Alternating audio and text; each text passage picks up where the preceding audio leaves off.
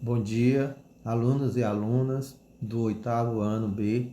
Manhã. Meu nome é Valdo Bips Cardoso, sou estagiário do curso de Licenciatura em Ciências Biológicas da Universidade Federal do Piauí, aqui no Polo de Canto Buriti. Vou fazer o meu estágio nessa escola, contando com apoio e colaboração do tutor do estágio, que é da Universidade Federal do Piauí, da professora de vocês e principalmente de vocês.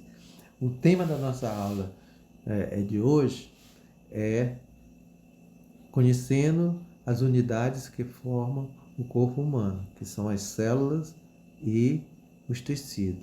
E para tanto, para melhorar a compreensão do assunto e a facilidade de compreensão de você, eu vou usar um PowerPoint mostrando imagem sobre esse tema.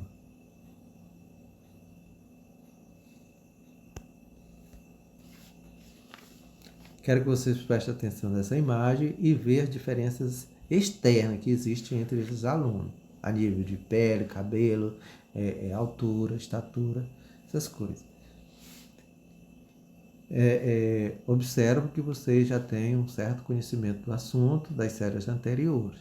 Portanto, nós vamos seguir com aprofundando o assunto agora sobre as células. Aqui está a imagem do microscópio óptico, que é um microscópio de luz. Estão todas as peças dele. Nós vamos ter a oportunidade de estudar as células humanas em laboratório na nossa aula prática. E lá nós veremos mais detalhadamente os componentes básicos do microscópio óptico. Mas eu quero lembrar também que existe outro tipo de microscópio, que é muito mais sofisticado que o óptico, que é o microscópio eletrônico. Ele não usa a luz como o nosso, ele usa feixe de elétrons. E pode ser microscópio eletrônico de transmissão, que estuda as estruturas internas das células, que nós vamos ver hoje, e de varredura, que estuda só a superfície das células e do corpo dos seres vivos em geral. Dois cientistas estão relacionados diretamente ao microscópio. É Robert Hooke, em 1665, esse cientista inglês observou as paredes das células vegetais mortas que formam a cortiça de certas árvores e chamou de célula, que quer dizer célula, cubículo, um pequeno espaço. E o outro é um holandês, um comerciante holandês que também se revelou como um grande cientista, que é Anton van Leeuwenhoek, e construiu um microscópio simples, mas com lente de aumento, e observou pela primeira vez gotas de água de um lago, observou a saliva e o sangue humano, e é considerado o criador do microscópio. Agora nós estamos diante das células, do tamanho e forma das células. Vemos as células, as hemácias, que são as células sanguíneas, né? E leucócitos. As hemácias são muito menores do que os leucócitos e mede de cerca de 7 a 8 micrômetros e os leucócitos de 8 a 15 micrômetros. Do outro lado da imagem nós temos o óvulo, que é uma célula considerada grande, que mede 200 micrômetros de diâmetro. E o espermatozoide, que é muito menor do que o óvulo, mede cerca de 60 a 70 micrômetros de comprimento. A estrutura das células. Essa estrutura está presente em todos os seres vivos, desde o micróbio até o ser humano.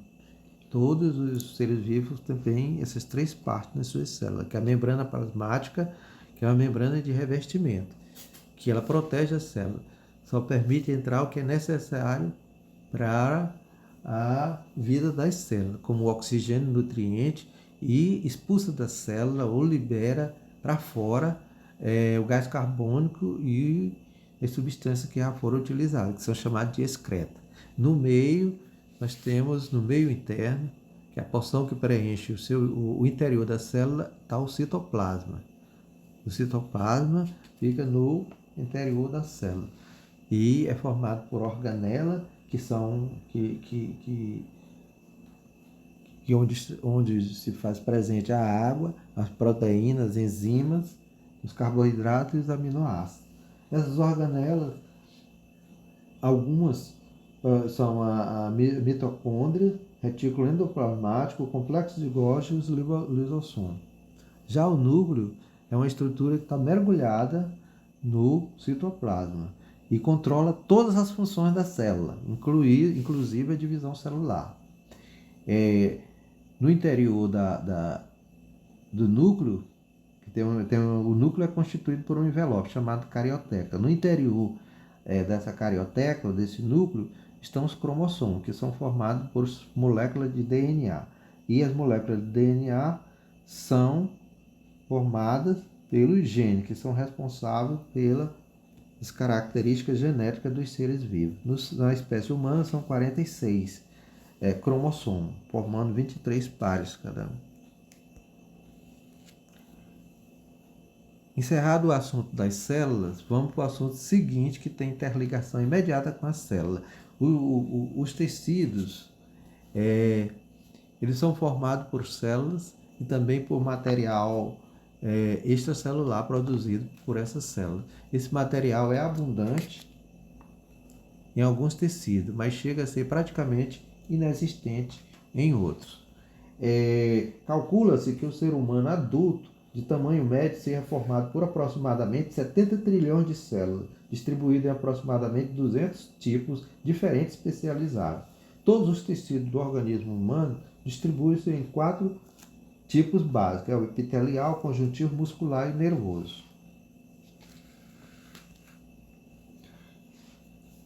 O tecido epitelial, ou simplesmente epitélio, é formado por células geralmente poliédricas e justapostas, entre as quais se encontra pouca ou nenhuma substância extracelular. Eles podem ser epitélio de revestimento, que reveste a superfície externa e as cavidades do corpo, ou epitélios glandulares, que formam as glândulas, que são células especializadas na produção de secreção.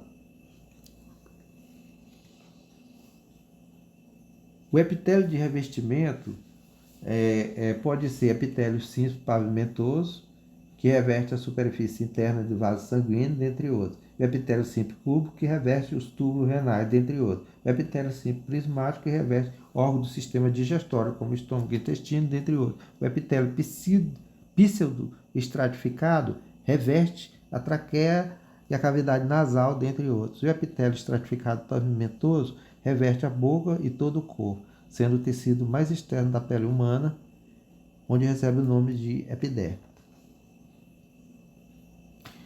Tecido conjuntivo tem como característica básica a presença de material extracelular, que está presente no tecido conjuntivo em grande quantidade, em grande abundância, que é constituído de 2 partes, as fibras do conjuntivo e a matriz extracelular. Nós temos aí na imagem, no esquema, a localização de alguns tipos de glândula do corpo humano.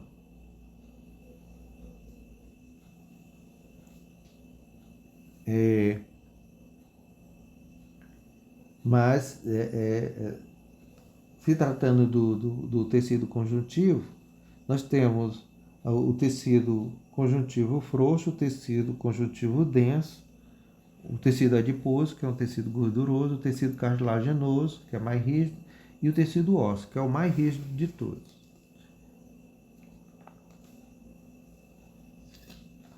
Na imagem, o tecido cartilaginoso, que é um tecido, é um tipo de tecido conjuntivo de consistência rígida. Temos aí o externo, as costelas, a cartilagem, a coluna vertebral, as vértebras e o disco de cartilagem entre as vértebras.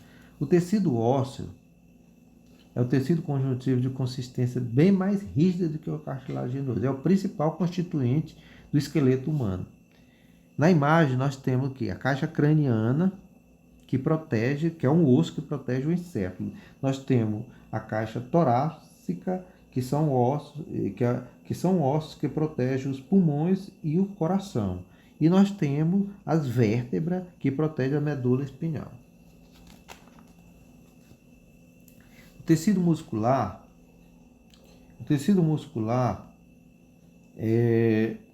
são responsáveis pelo movimento que ocorre no corpo, desde a locomoção até o movimento interno próprio do funcionamento de cada órgão. Eles podem ser de 3 tipos. Ele pode ser estriado cardíaco, que são fibras ramificadas com 1 ou 2 núcleos e possui estrias transversais. Ele pode ser estriado esquelético, formado por feixes de fibras longas, com vários núcleos e estrias transversais.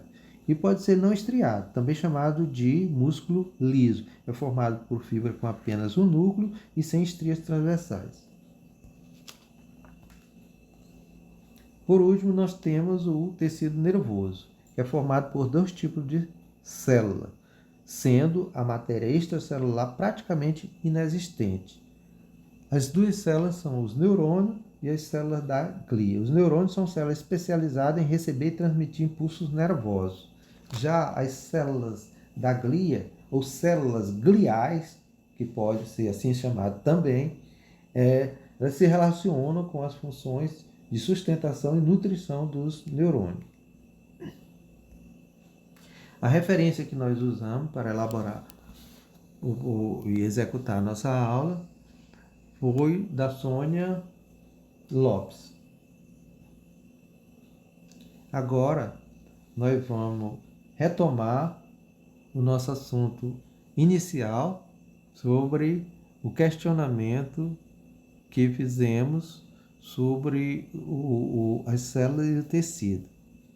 E vou passar para vocês uma lista de exercícios para que vocês possam responder e trazer na próxima aula, valendo 2 pontos, que irá contribuir e muito para a nota final de vocês. Agradeço e muito obrigado.